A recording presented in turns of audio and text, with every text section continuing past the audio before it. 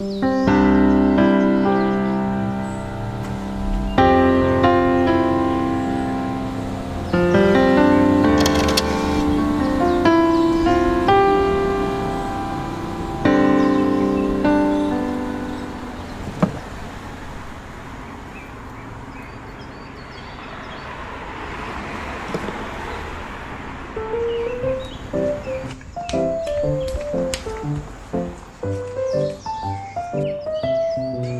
Tati!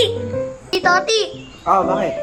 Kilala mo ba yung bagong presidente sa Pilipinas? Sino yan? Si Ramon Magsaysay. Yun! Sa balita daw ngayon yun. Tara, panoorin natin. Sige, tara. Panoorin natin.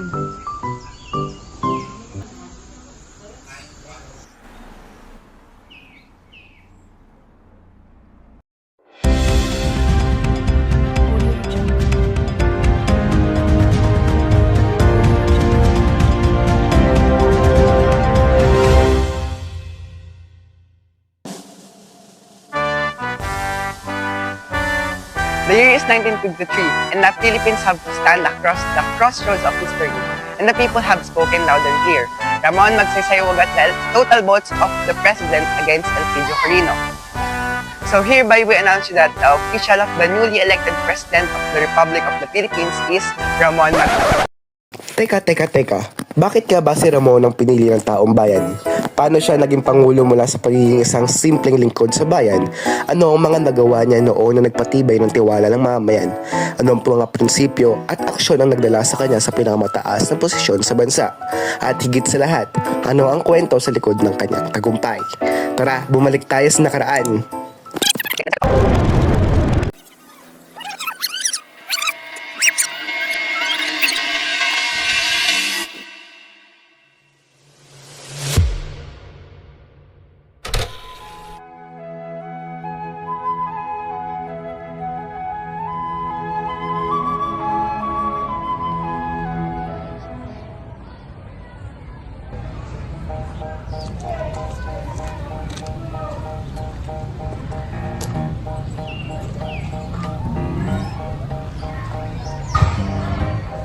Uy bro, medyo ba neto?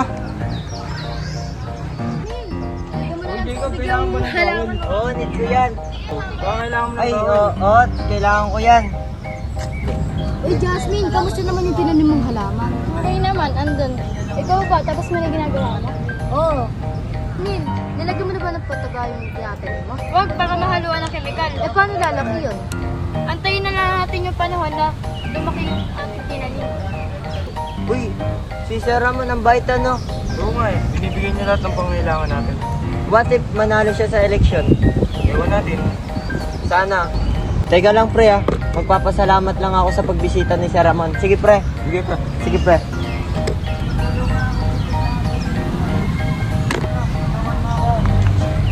Mga kapatid, pagyari kayo, magpahinga kayo dyan at salamat nga pala sa inyong pagtulong.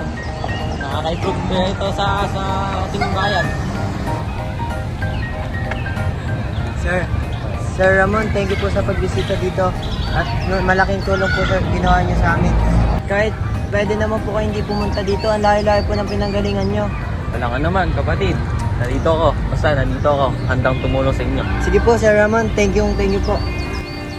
Kilala siya dahil sa kanyang taos sa puso at bukas na palad na pagtulong sa magsasaka.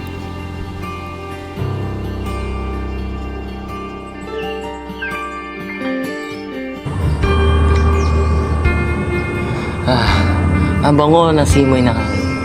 Sino nga ba mag-aakala na mula sa simpleng probinsya, ako'y nandito na. Nung isang araw may lumapit na magsasaka sa akin at sabi niya, salamat po Ginoong Ramon sa inyong pagtulong. At doon ko lang naisip, hindi pala tungkulin ang tumulong. Karangalan pala. Ramon, huwag mo kalimutan, yung may kulang sa buhay, dapat may kalinga sa batas. Hindi lang ito salita. Ito ang dahilan kung bakit ka nandito.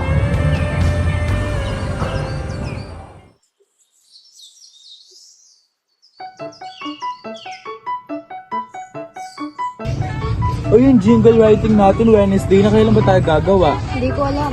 May nagawa na ba kayong script? Mamaya. May script na ba? Wala pa akong nagagawa eh. Magtitata ko mamaya si Jesus. Kailan tayo gagawa? Bukas siguro. Kailangan natin talaga guys matapos yung jingle natin sa Wednesday na yun. Mababa pa naman magbigay siya, ganun natin yan. So, tapusin na natin yun. Nakahagard na ako kay Ma'am. Uy, si Congressman ako! Kamusta mga kababata? Mukhang masaya ata pagsasala niyo dyan. Surprise! Ah, sige, wag na. At aalis na rin ako. Sige po, ingat pa. Bye po. Ingat din kayo. Ingat po. Uy, nakasakay ka ba sa roller coaster ng tour natin? Oo nga eh. Tapos nakakatakot doon, tapos nakakalula. Uy, Gagi! Sorry po, kuya. Hindi ko po talaga sinasadya. Sorry po talaga, kuya. Hindi ko po sinasadya. Hindi ko po siya nakita sa daan. Uy, pasensya na po. Ako na po nanghihingi ng pasensya sa ginawa ng aking kaibigan. Wala akong pa kayong katangahan nyo kasi. Kayong katangahan nyo kasi katangahan nyo. Hindi ko yung sinadaanan nyo. Uy, tama na. Anong magulo na nangyayari? Eh, paano kasi kung nabungko ko siya tapos nalaglag yung tablet niya? Oo, sige. Maghingi ka muna ng tawid sa kanya. Ako na bahala sa nasira ng tablet niya. O sige, magkamayan na kayong dalawa. At ako bahala na dito. Si Ramon Magsaysay ay kilala rin sa kanyang aktibong pagtulong sa mamamayan anumang problema ito.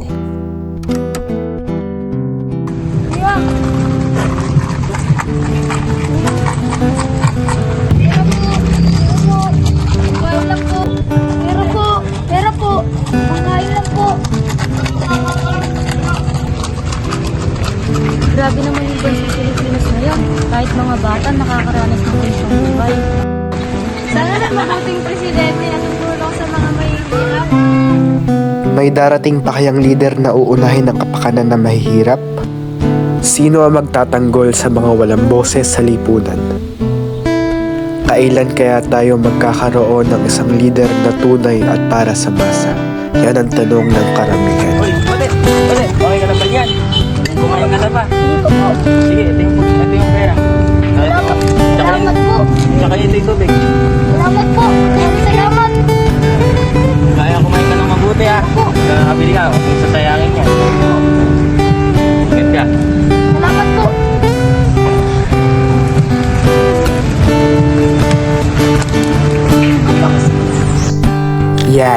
Yan si Ramon Magsaysay.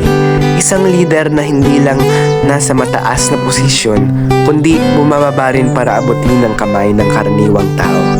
Tinutulungan niya mga mamamayan sa oras ng krisis at problema. At hindi niya rin kinakalimutan ang mga ugat ng bayan, ang mga tao na nagpapakain sa buong sambayanan ng Pilipinas. Siya rin ay aktibong nakikisalamuha sa mga mamamayang Pilipino, mga karaniwang tao sa lipunan. Sa panahon ng kagipitan, nariyan siya, hindi lang sa salita, kundi sa gawa. Tumulong sa pobreng walang boses, walang tahanan, at walang kakampi. Yan si Ramon Magsaysay. Isang leader na may puso. Ang leader na para sa tao. Kaya't hindi nakakapagtaka na isa siya na may pusong tapat sa lipunan.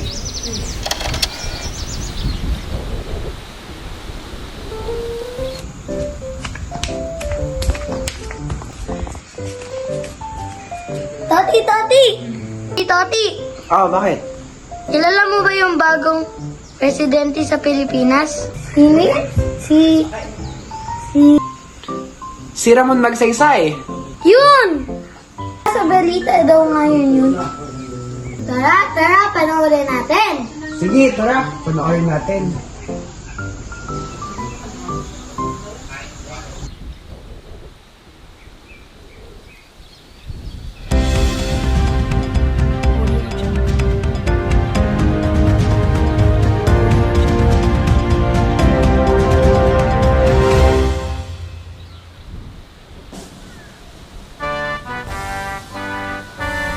The year is 1953, and the Philippines have stand across the crossroads of history, and the people have spoken loud and clear.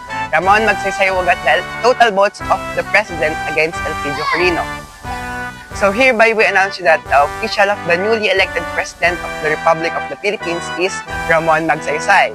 Ramon Magsaysay running under the Nacionalista Party list who received 2,912,992 votes, while President Elpidio Quirino of the Liberal Party list obtained 1,313,991 votes. This marks as one of the most decisive victories in the Philippine electoral history, with Magsaysay gaining the trust of the masses.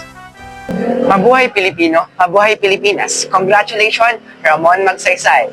Hawak kamay